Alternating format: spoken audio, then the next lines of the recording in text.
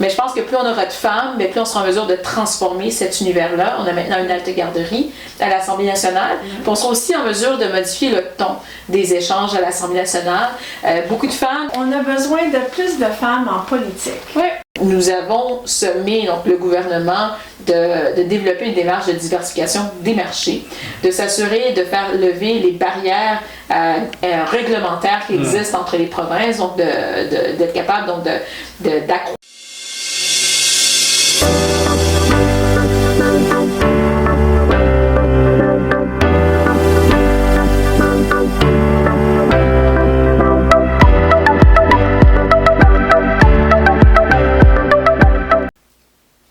Chers téléspectateurs, bonjour et bienvenue à l'émission Tapis Blanc.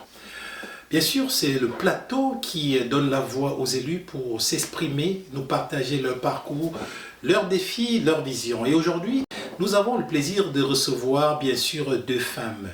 Elles ont deux parcours différents, elles partagent certaines passions, elles viennent de deux continents différents. Cependant, aujourd'hui, elles sont sur notre plateau pour parler non seulement de ce parcours-là, pour parler aussi des enjeux socio-économiques, pour parler aussi, bien sûr, de ce que nous vivons. Et le plus important, c'est nous partager, bien sûr, l'essentiel de la vie, à savoir prendre soin des autres. On est aujourd'hui avec Madame Maroua Nika Cadet, qui est bien sûr députée de Bourassa Sauvé depuis 2022. Elle est avocate de formation.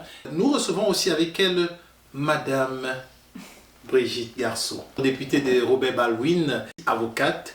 Elle est aussi en fonction depuis 2022, une femme très engagée. Bienvenue Madame Nika. Bonjour Florent, merci beaucoup de nous accueillir sur votre tapis blanc. C'est fort apprécié. Ah, merci d'être là. Bonjour Madame Garceau, bienvenue sur notre tapis blanc. Bon, ça me fait vraiment un plaisir, Florent. Merci de nous avoir invités.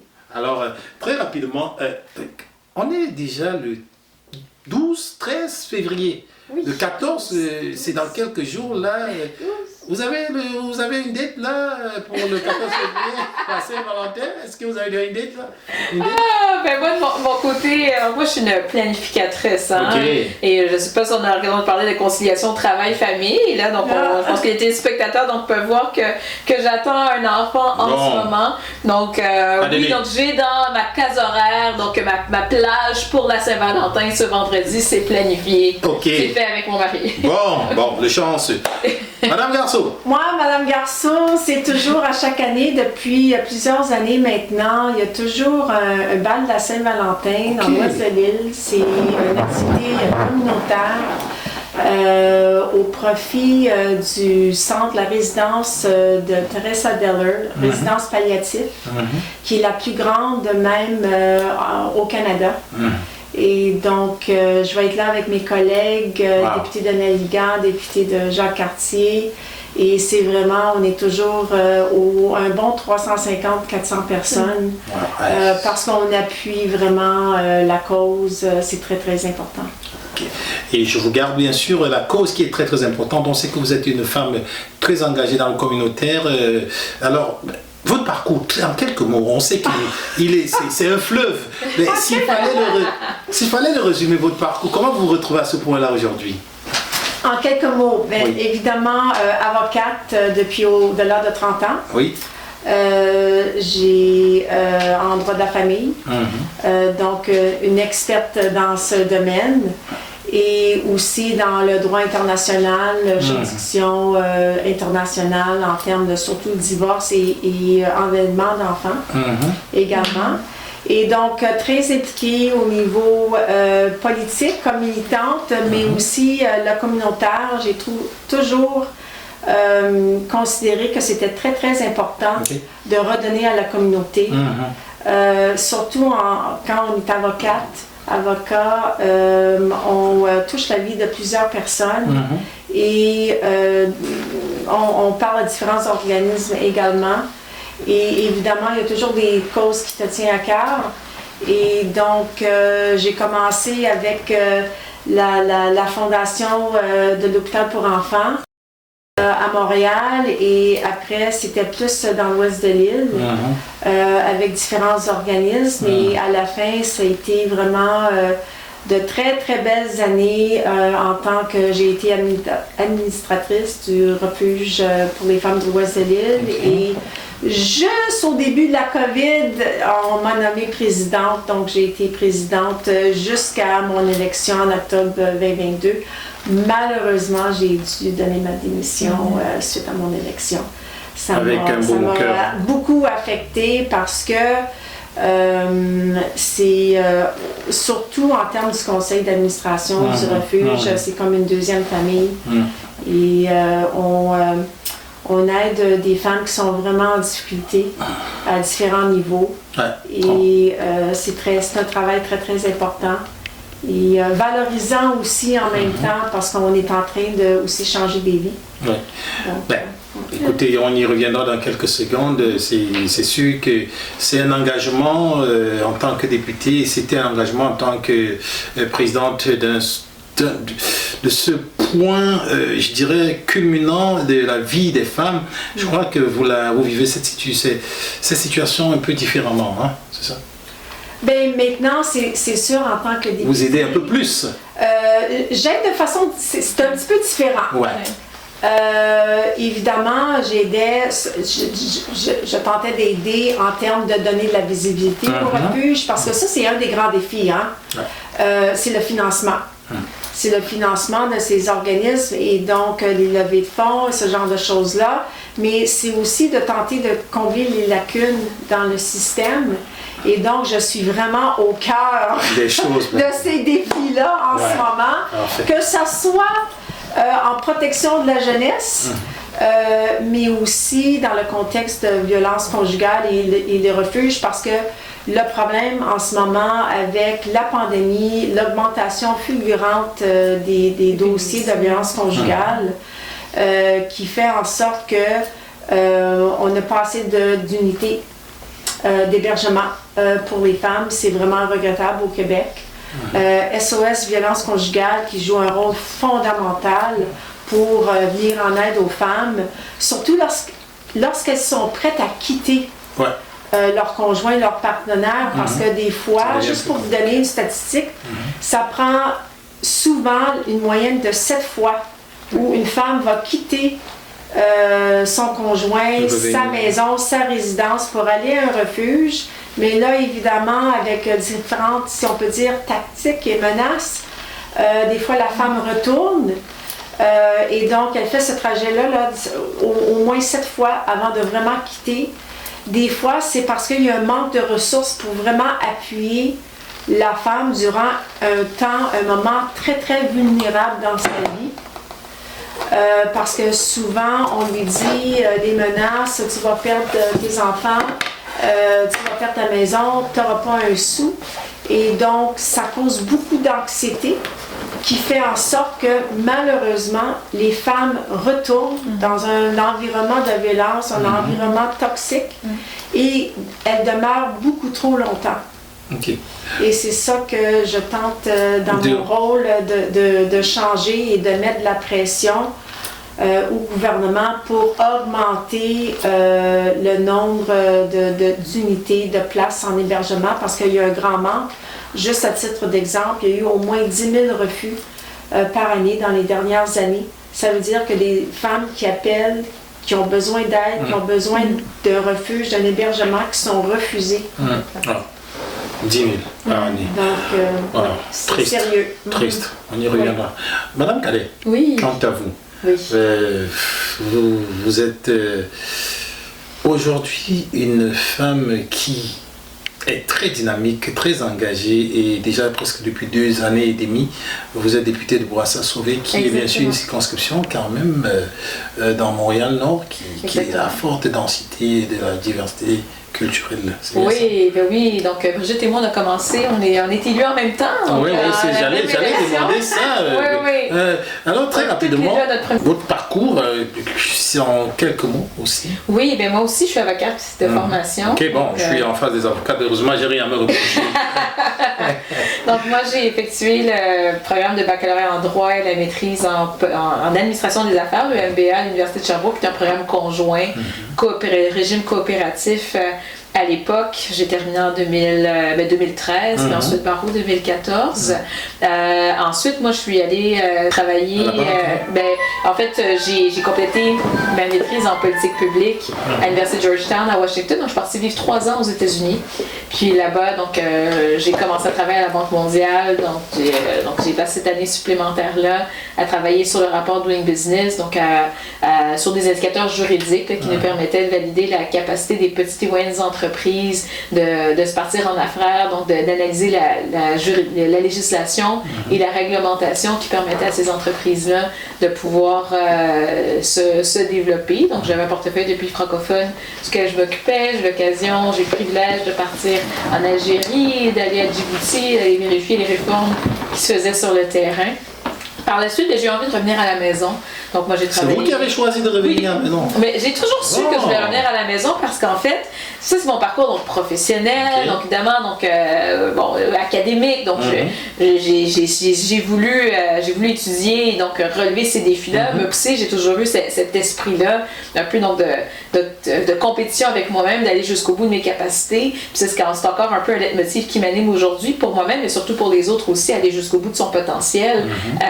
C'est vraiment donc quelque chose qui sous-tend mon action politique aujourd'hui.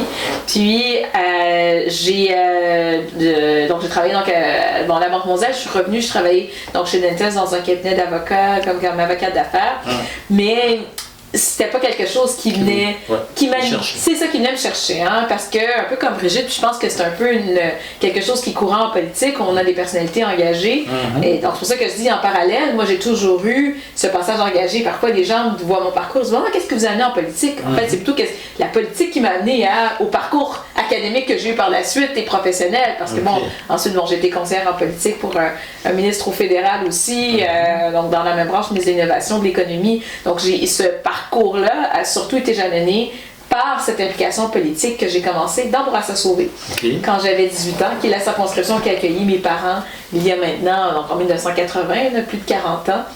Et en 2008, c'était Lynn Beauchamp qui était députée de Bourassa-Sauvé. J'ai commencé cette implication-là dans son association locale. Ensuite, je suis devenue vice-présidente des Jeunes libéraux du Québec. Ensuite, présidente. Je me suis présentée. Tombé. Ben oui.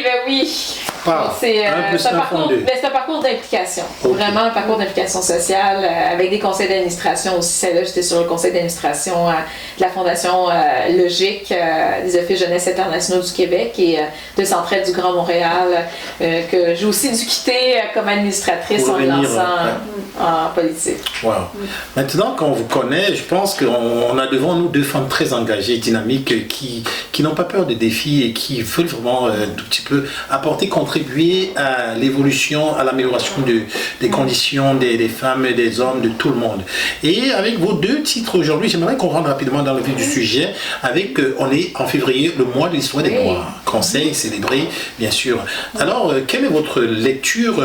Est-ce que vous croyez que le mois de l'histoire des Noirs aujourd'hui a quand même une signification plus impactante? Est-ce qu'elle a évolué? Bref, quelle est votre lecture à l'une ou à l'autre? Madame Garçon. Ceux et celles qui ne sont pas au courant en termes de ma circonscription de Robert Baldwin, j'ai la ville de Dollard-des-Ormeaux, j'ai une partie de Pierrefonds et de Roxborough. J'ai au moins 70 communautés culturelles dans ma circonscription.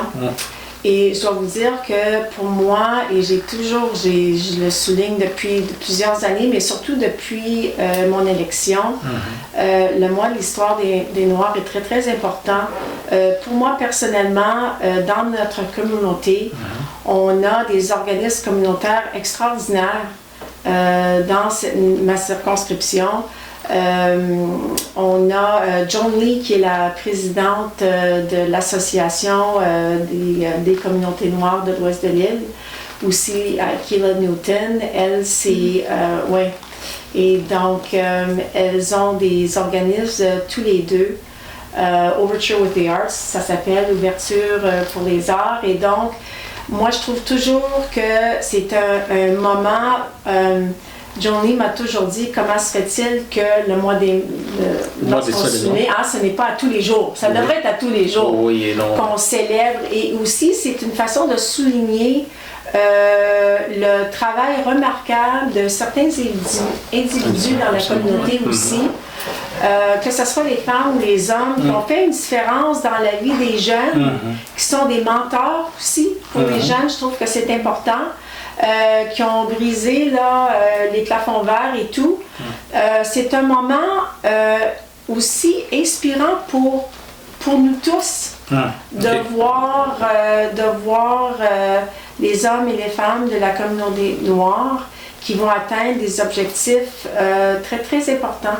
Je pense que c'est toujours pertinent parce que chaque année, on se pose la question, on l'entend, est-ce que c'est toujours important de souligner l'histoire des Noirs.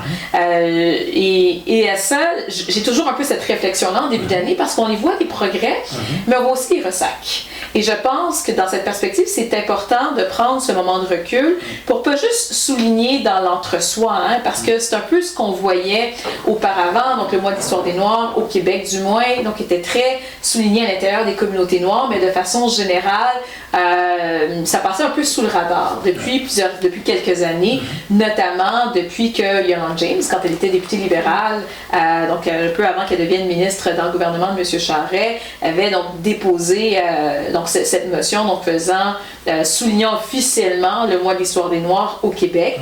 Ben, ce qu'on voit, c'est que depuis un certain temps, il y a une certaine visibilité qui est octroyée au mois de l'histoire des Noirs, ce qui nous permet comme société de vraiment d'être dans le vivre ensemble, de vraiment regarder l'autre, de comprendre son histoire, d'organiser des activités qui sont très grand public, afin qu'on comprenne mieux d'où l'autre vient pour savoir où est-ce qu'on va. Souvent, je le dis, on vient d'un peu partout, je pense que vous l'avez dit dès le départ, on a des parcours différents, des origines différentes, mais lorsqu'on fait société, on va tous ensemble dans la même direction. Donc, je trouve que d'une part, ça permet d'être dans cette pédagogie dès le départ, mais même pour les personnes afro-descendantes au Québec, de pouvoir se situer. Parce qu'il y a, moi je suis une Québécoise de deuxième génération. Mes parents sont arrivés ici, mais moi je suis née ici. J'ai un parcours très différent d'une personne qui est arrivée il y a 5 ou 10 ans ici et qui cherche parfois peut-être ses repères. Donc je trouve que le mois de l'histoire des Noirs nous permet d'être ancrés dans une histoire qui nous précède et de pouvoir soi-même s'inscrire dans cette histoire-là et de voir à quel point on continue de l'écrire ensemble. Ma question rapidement avant de vous la poser.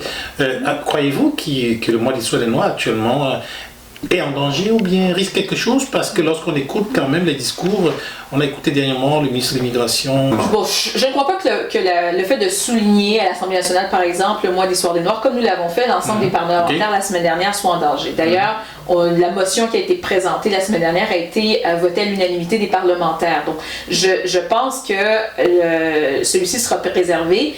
Ceci dit, je le mentionnais, on le voit un certain ressac dans le discours public par rapport à l'inclusion et je pense que ça va être important donc, de toujours mener, continuer donc, ce type d'initiative-là. C'est pour ça que ce sera toujours important de souligner le mois d'histoire des Noirs selon moi. Oui, mais il y aura quand même un petit tassement si je comprends bien.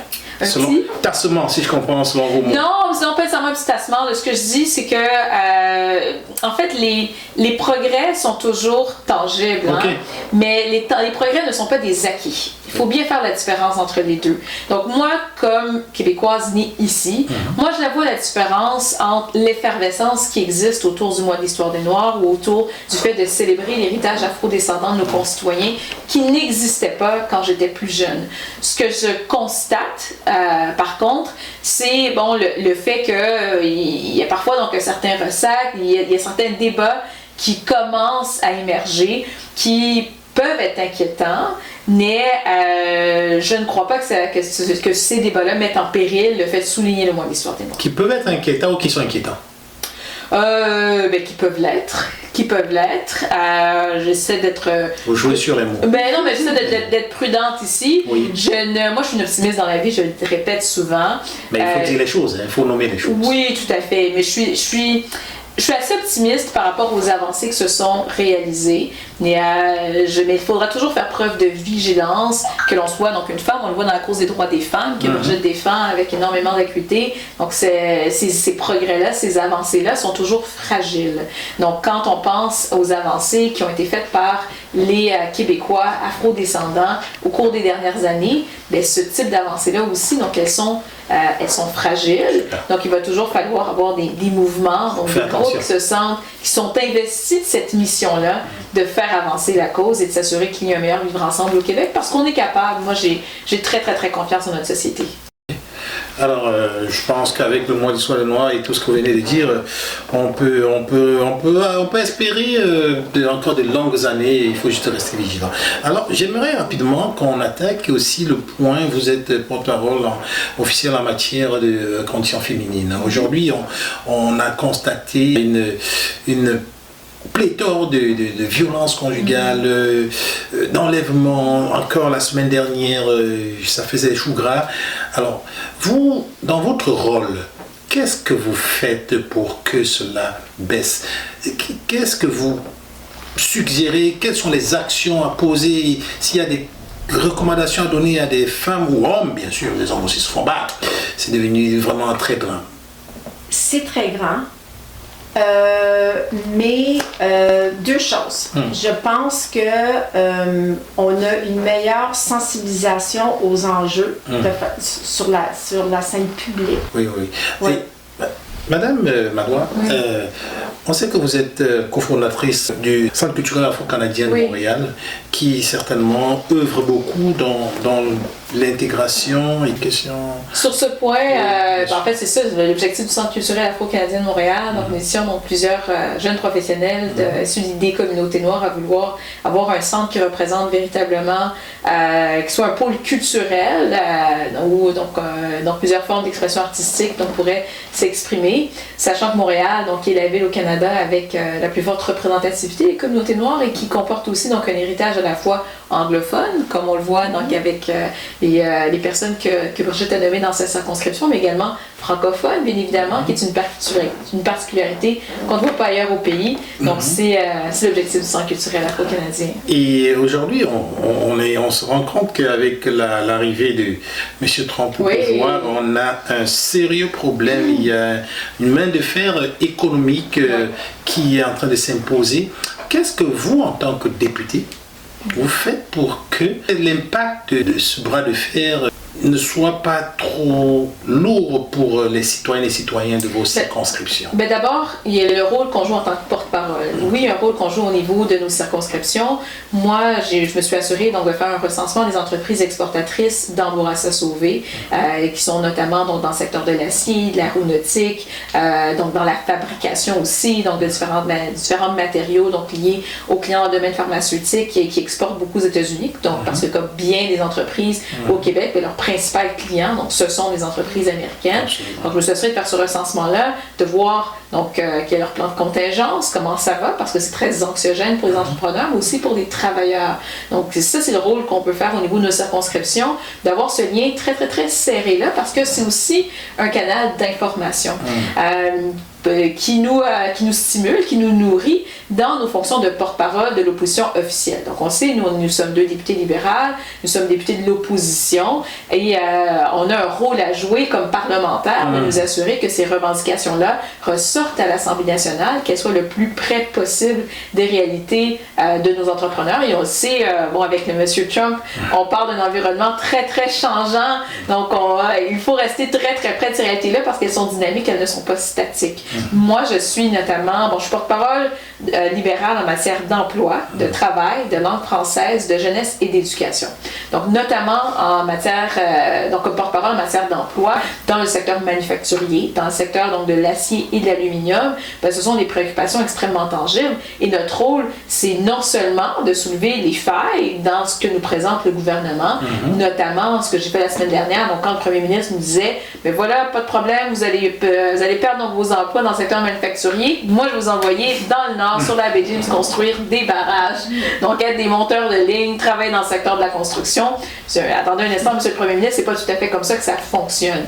Mais c'est aussi d'arriver avec des propositions concrètes. Nous, au Parti libéral du Québec, d'ailleurs, donc, nous avons sommé donc, le gouvernement de développer une démarche de diversification des marchés, de s'assurer de faire lever les barrières réglementaires qui existent entre les provinces, donc d'être capable donc d'accroître le commerce interprovincial à l'intérieur même de notre pays, mais surtout donc de réviser la fiscalité aussi de nos entreprises pour qu'elles soient plus productives. Ça fait longtemps qu'on parle de productivité et là je pense qu'on voit l'urgence de la situation, mais surtout aussi de soutenir nos travailleurs, de veiller à ce qu'elles demeurent dans leur secteur respectif. Si on veut que le secteur manufacturier demeure compétitif, ils auront besoin de ces travailleurs-là et selon moi, ça passe aussi par offrir du financement à nos services publics d'emploi et aussi nos services spécialisés en employabilité pour qu'ils puissent réaliser leur travail en fonction des besoins de l'individu qui cherche ces services publics d'emploi plutôt qu'à travers des formations donc très précises, très ponctuelles, qui ont été un échec. Ce qu'on a vu de la part du gouvernement caquiste, c'est un échec au niveau des formations accélérées dans le secteur de la construction. Ces formations étaient mal ficelées, ont coûté très cher aux contribuables et au final, ils les ont laissés tomber. On voit que le gouvernement a décidé de laisser tomber les bourses perspectives qui était le programme phare de leur opération main-d'œuvre qu'ils ont lancé en 2021 en se disant les résultats ne sont pas là. Et donc, c'est de remettre en question ces éléments-ci, de dire probablement que cette vision-là, donc des programmes lancés comme ça à grande échelle pour attirer des gens vers des secteurs, peut-être que ça ne fonctionne pas, mais à l'inverse, d'aller directement cibler les besoins de la main-d'œuvre en tant que telle, donc en maintenant des directions spécifiques de Service Québec dans chaque région. J'ai posé une question là-dessus aujourd'hui pour des régions de l'Outaouais et de l'Abitibi où il y a une menace de fusion des deux directions régionales, en s'assurant que les conseils des partenaires du marché du travail soient impliqués, que les conseils régionaux soient impliqués et que chaque région puisse avoir son mot à dire sur la menace tarifaire qui pèse. Mais ça, ce sera beaucoup plus productif puis ça va nous permettre une meilleure gouvernance de proximité parce que c'est ce que recherchent les gens. En un mot, si on peut chuter. En un mot, mon Dieu, ça va être très difficile en un mot. Notre rôle comme député dans ce contexte qui est très anxiogène, c'est de rassurer la population et c'est de proposer des solutions tangibles. À travers des financements. À travers du financement, oui, ça c'est sûr, à travers du financement, mais aussi à travers donc, une façon donc, de structurer de façon cohérente le plan d'action à venir parce qu'on ne sait jamais ce que le président Trump nous réserve comme surprise. Oui, et puis en guise, bien sûr, de dernière question, est-ce que la parité hommes et femmes actuellement au Canada, qu'est-ce que vous faites pour que ça puisse s'améliorer? Bien, c'est sûr qu'on travaille toujours pour... Il y a encore du travail à faire. Il y a encore du travail à faire. Vous me rappelez la vice-première ministre qui était assise là et qui dit « Ah, on n'a pas du chemin. » je vais vous dire, on a besoin de plus de femmes en politique. Oui. OK. Ben, qu'est-ce qui empêche les femmes de venir en politique? Ben, vous savez, c'est... Dites pas que ce sont les hommes, là. Non, ce n'est pas les hommes. Bon. Ce n'est pas les hommes, mais c'est la nature du travail. Okay. C'est et très je dois dire, ma collègue, elle est extraordinaire parce qu'avec les heures que nous faisons, c'est pas du 9 à 5. On va se dire, ce n'est pas du 9 à 5. Et donc, c'est ça, c'est vraiment la nature du travail, les exigences, parce que ce n'est pas du lundi au vendredi, du 9 à 5. Et aussi... Québec, nous, on est évidemment à Montréal, donc c'est la question de trajet à chaque semaine. Oui, on a des blocs de temps de circonscription. On n'est pas à Québec. Mais il y a toute la question là, de conciliation famille. Elle a déjà un enfant et là, Manuel est enceinte. Moi, mes enfants, je suis arrivée... c'est ma deuxième carrière, comme on dit, plus âgée. Mes enfants ont 26 et 23 ans. Et donc, pour moi, c'était un moment intéressant parce que je n'avais pas la responsabilité additionnelle des enfants et tout ça. Donc je lève mon chapeau parce que oui, c'est un des enjeux. Oui. Surtout le recrutement de jeunes femmes, parce qu'on en a besoin. On en a besoin de jeunes femmes, comme ma collègue. Non, mais elle fait vraiment une différence. Et ça prend une variété, hein? Les hommes, les femmes, différents âges aussi, différents parcours, qui fait en sorte, parce qu'on arrive, tout le monde avec une perspective, un parcours différent, une perspective différente, mais pour, évidemment, le pouvoir décisionnel, on espère en 2026, ça va être nous, au gouvernement, mais un des enjeux, c'est vraiment le recrutement des femmes pour prendre des décisions pour aider la société. Si la société québécoise, on en a besoin, c'est des voix importantes, elles font une différence. Si je peux rebondir là-dessus, moi je crois énormément à la gouvernance inclusive, donc oui, il nous faut une plus grande représentativité des femmes dans toutes les instances, en politique provinciale, mais aux femmes qui nous écoutent ici, impliquez-vous sur les conseils d'administration de vos organismes locaux, même sur le conseil d'établissement, donc des écoles primaires de vos enfants. Ce sont, même pas juste donc, des écoles, ce sont des instances absolument importantes et on a besoin de cette contribution-là. Oui, il faut plus de femmes en politique. La conciliation travail-famille, je pense que Brigitte l'a étayé, c'est un des plus gros défis, mais je pense que plus on aura de femmes, mais plus on sera en mesure de transformer cet univers-là. On a maintenant une halte garderie à l'Assemblée nationale, puis on sera aussi en mesure de modifier le ton des échanges à l'Assemblée nationale. Beaucoup de femmes sont un peu rebutées par l'aspect plus pugiliste de la conversation, du débat politique. Souvent, donc même donc, dans le champ lexical politique, on va beaucoup parler de bataille, on va faire beaucoup d'analogies avec le sport. Puis parfois, les femmes ne se reconnaissent pas là-dedans. Lorsqu'elles sont en mesure de voir qu'il y a d'autres femmes, comme Brigitte, moi, mais on a quand même un caucus paritaire qui démontre donc ce ton-là, je pense que ça les invite. Puis oui, mesdames, embarquez dans l'aventure. Oui ou non? Troisième lien tramway, Madame Garçon? Je le sens, ma voix! Troisième lien tramway? Troisième lien tramway! Vous? Troisième lien tramway? Tramway.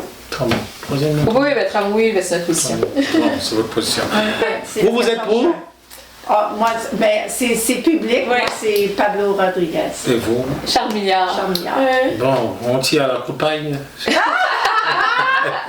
Alors, on est en famille, hein? À la fin de la journée, on est tous des libéraux, puis c'est ça qui va être le plus important. Puis on est chanceux d'avoir une course avec des candidats de qualité. Ça, comme militante, puis j'ai dit, moi, je suis militante de longue date. Au parti, j'ai commencé à la commission jeunesse. Puis je me dis, on est choyé d'avoir des gens de si grand calibre qui veulent diriger notre parti politique. Si vous étiez un animal, vous serez quoi? Ah, mon Dieu! Si vous étiez un animal. Oui. Vous incarnerez quoi? Quel animal? Oh mon Dieu! Très bonne question. Je m'attendais pas à ça. Un animal. Ce ne sont pas des questions que moi je me pose de façon régulière.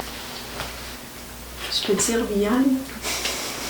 Sinon, je pense qu'on était constamment dans les félins. Moi, j'allais dire lynx. Une lionne? Oui. Pourquoi? Parce que on protège nos enfants, on protège les gens qui sont importants, mais comment je pourrais dire ça? Lorsqu'on est menacé, attaqué, on sort, oui. Et on défend nos gens, on défend notre monde. Je disais lynx, on est quand même pas mal dans la même catégorie d'animaux. Je pense que les lynx ont ce côté, cette grande perception. Puis je pense qu'en politique, pour être en mesure justement d'aider les gens, puis de réaliser notre travail avec efficacité, on a besoin d'avoir, de posséder ces attributs-là. Parfait. Alors, votre mot de fin, et tout d'abord, vous pouvez nous dire qu'est-ce que vous pensez des changements climatiques? Donc oui, bien sûr, je pense que la lutte au changement climatique est absolument importante. Brigitte et moi, en ce moment, donc, on siège sur un projet de loi sur l'avenir énergétique du Québec qui va nous mener donc, aux différents changements qui devront être opérés au sein du Québec pour faire face à un avenir énergétique qui nous mène vers la carboneutralité d'ici 2050. Donc, qui va nous mener à opérer donc, de très, très grandes transformations. Donc, pour nous, c'est une évidence au Parti libéral du Québec qu'il faut agir. Il faut agir promptement et on est chanceux d'avoir notre collègue Virginie Dufour, qui est notre porte-parole en matière d'environnement, qui fait un excellent travail, qui s'intéresse à l'environnement bien avant que ce soit sexy, là, s'y intéressait bien avant que ce soit populaire. Donc ça veut dire que les rencontres économiques et écologiques des municipalités et acteurs... Oui, mais il n'y a pas de contradiction. Hein. Il y a 10 ans, il y a 10 ou 15 ans, on parlait de contradiction économie, écologie. Je pense que pour nous, on voit très bien qu'on peut avoir un avenir économique très vert et ce n'est pas un frein au développement économique, le fait donc de se préoccuper des changements climatiques, loin de là. Ok, ça veut dire le 13, 14 et 15 juin, on risque de voir Madame Dufour avec nous. Certains, c'est une évidence et on le sait très bien puis on a eu plusieurs quand même débats en chambre parce qu'on a eu les feux de forêt. On a eu même dans la dernière année, en 2024, avec les tempêtes, la pluie et tout ça, on le voit dans les changements climatiques, même juste moi dans ma circonscription, puis on parlait de ça aussi, les pannes d'électricité. Les pannes d'électricité, des fois parce que on n'a pas entretenu la végétation, ce genre de choses-là, et donc c'est des enjeux très très importants pour nos citoyens, surtout les aînés. Parce que des fois, lorsqu'il y a des pannes d'électricité, ils n'ont pas d'ordinateur, ils n'ont pas de téléphone cellulaire, et donc c'est très difficile, surtout ceux et celles qui vivent seuls, c'est très difficile de les rejoindre. Et donc on regarde des plans, on est en train de planifier, même dans notre circonscription, des plans d'urgence, surtout pour les aînés, pour les aider. Donc oui, c'est des enjeux très très importants, et puis c'est sûr qu'on regarde toutes sortes de solutions pour aider les gens à passer à travers. Mot de fin. D'abord, merci. Merci pour cette invitation. Merci pour cet échange, Brigitte. On a eu l'occasion de faire cette entrevue en duo. D'abord, parce qu'on la réalise dans le cadre du mois de l'Histoire des Noirs, je veux dire donc à tous ceux et celles qui nous écoutent, peu importe leurs origines, merci donc de souligner cet événement essentiel à la fraternité, au vivre ensemble de nos différentes communautés ici sur le territoire québécois. Je veux vous dire que nous sommes tous et toutes québécois. Et que ce moment donc, nous permet d'avoir un regard sur le passé, sur les différents passés des communautés afro-descendantes qui ont foulé ce sol à travers l'histoire, à travers les décennies, mais surtout une occasion donc, de se rappeler à quel point nous pouvons exceller et à quel point l'avenir il peut être brillant et radieux. Merci d'avoir été à l'écoute ce soir et j'espère que nous vous aurons convaincu de voter libéral, peu importe qui est chef. Mais oui, merci beaucoup, Florent, pour cette discussion. C'est fort intéressant, c'est sûr et certain. Même l'animal, j'ai appris quelque chose, on a appris quelque chose ce soir. Mais ça a été vraiment extraordinaire d'avoir échangé avec vous. Donc, merci beaucoup pour l'opportunité et merci pour l'écoute. Et on espère que vous allez vous impliquer, que ce soit en politique ou dans différents organismes. C'est toujours très important de redonner à notre communauté. Merci beaucoup. Merci mesdames, merci de vous être déplacées à cette heure, je dirais, indue, parce qu'il est, on vous le rappelle, il est tard, on ne va pas vous dire quelle heure il est.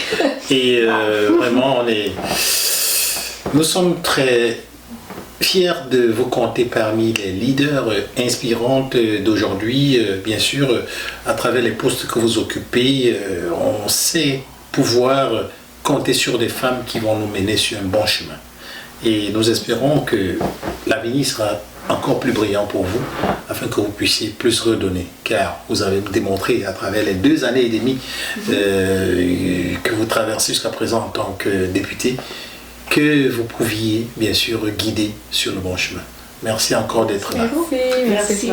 Chers téléspectateurs, voilà, c'est sur ces mots que nous allons terminer notre entrevue avec les 2 lionnes et lynx qui aujourd'hui nous ont fait comprendre combien il est important de s'engager, combien il est important le don de soi, combien il est important bien sûr aussi de pouvoir travailler pour des résultats positifs pour les communautés, positifs pour le Québec, positifs pour le Canada.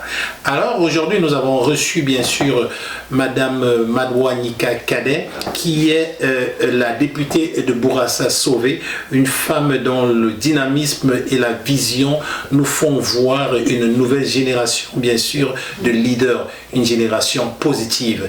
Et bien sûr, avec beaucoup d'expérience, beaucoup de maturité, de calme et de contrôle, nous avons reçu Madame Brigitte Garceau, qui est députée de Robert Baldwin et qui, bien sûr, une avocate spécialisée, vous l'a dit. Et les deux dames, qui sont porte-parole officielle en matière non seulement de conditions féminines, en matière de protection de la jeunesse, en matière d'éducation, et j'en passe. Vous comprenez qu'aujourd'hui, le plateau de Tapis Blanc était complètement blanc de connaissances, d'éducation et d'évolution. C'est sur ces mots que je vais vous dire de passer une bonne fin de soirée et en espérant vous voir nombreux pour la prochaine émission avec certainement peut-être l'un des prétendants à la chefferie du Parti libéral. En attendant de vous revoir dans la prochaine fois, je vous souhaite une bonne fin de soirée. Moi, c'était Florent Lial, bien sûr le communicant de Québec, et je vous dis ciao, bye.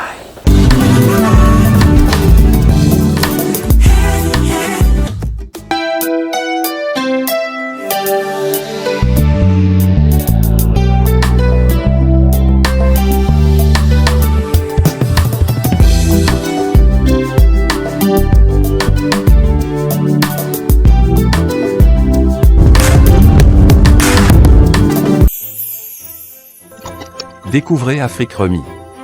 De votre confort, envoyez de l'argent depuis le Canada et les États-Unis vers de nombreux pays africains. Tout ceci au meilleur taux du marché. Utilisez nos différents services, tels que envoi d'argent par Mobile Money, Express Union, ou encore faire un dépôt bancaire. Vous pouvez également régler vos factures d'électricité, d'eau et de télévision via notre plateforme. Rechargez votre carte prépayée UBA et effectuez un virement bancaire à partir de notre application. Nos agences sont ouvertes 24 heures sur 7 et les retraits sont gratuits. Aussi, vos retraits dans les GAP UBA avec votre carte prépayée sont gratuits. Vous pouvez être assuré que vous êtes en toute sécurité et que toutes vos opérations sont prises en charge. Allez-y et téléchargez l'application depuis Play Store et Apple Store.